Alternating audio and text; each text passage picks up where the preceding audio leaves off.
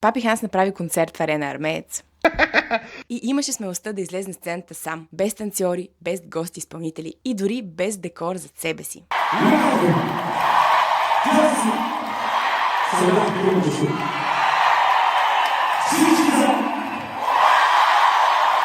И резултатът е тълпа, която го обожава. А спомнете си краля на поп-фолка, който имаше концерт на същото място преди няколко месеца. Отзвука не просто беше ужасен, а ме накара да се замисля, че може би златните години на Азис са приключили.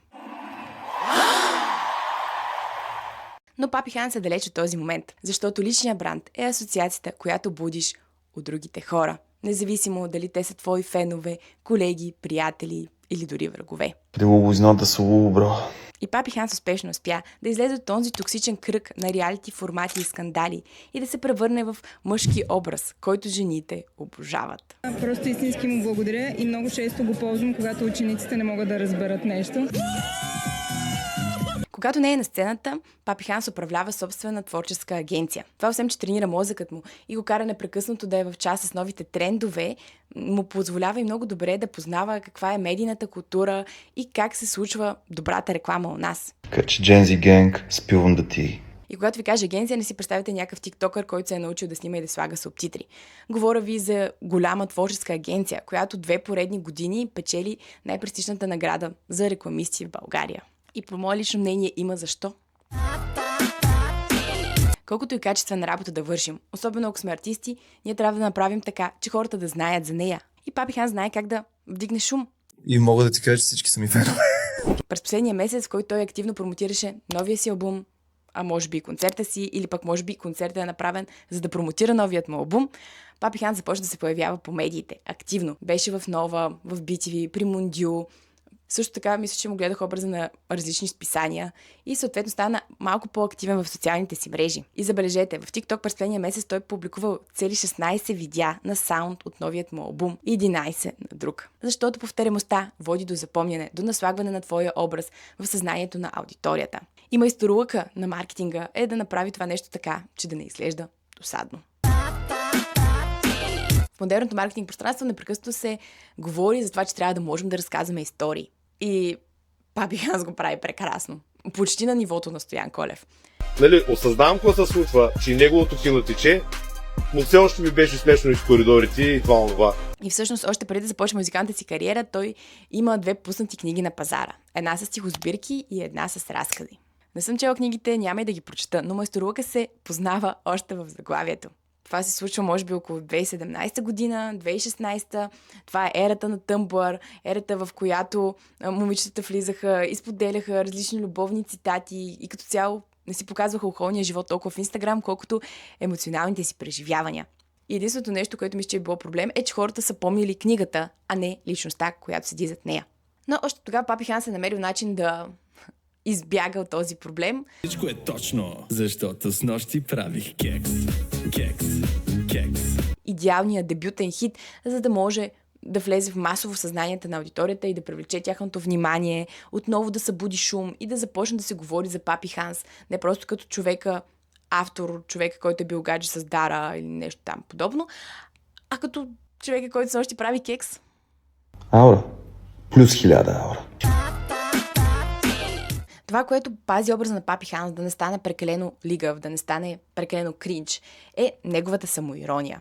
Тя прави образа му харизматичен, защото ни показва, че той е един човек като нас и че той не е глупав, което е все по-голяма рядкост. Константин, you're a phenomenon. И сега сигурно някой ще каже, на кого му пука за това? Или на кого му хареса това нещо? Но същото си го казваме и за хората, които ходят на концерт на Графа или на Орлин Павлов или на Дует Ритон. Кой ходи на тия места? Но очевидно всеки си има аудитория. Кадрите от концерта в Арена Осмици много добре показва коя е ключовата аудитория на Папи Ханс. От Ямбол чак до София за Папи Ханс. Разбира се. Защо сте толкова големи фенове? Защо ви харесва Папи? Защото е много готин. Неговата аудитория са жени, повечето от тях, дори семейни, които просто си търсят удушник и място, на което да почувстват всички от тези емоции, които са останали малко по-назад във времето си. Ако някой мъж не отговаря, не те харесва. Тоест Папи Ханс буди в тях и някаква носталгия по годините, в които са изпитвали любовни трепети, любовни разочарования, излизали са на срещи, търсили са перфектния мъж за себе си.